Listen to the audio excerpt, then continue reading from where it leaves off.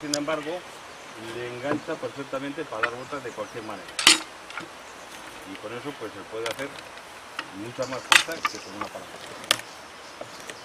O sea, 4 hombres o 5, con eso un hombre basta y anda mejor.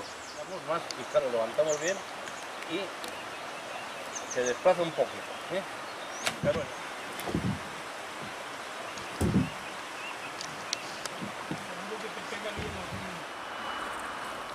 Ya resbala sola. Si no tiramos nosotros, no empujes. Entonces es lo que pasa. Ahí, así, Y iba a la salida, allí había un 8 y un freno. Y si era poco, pues se volvía a hacer otro freno. O sea, se hacía freno doble.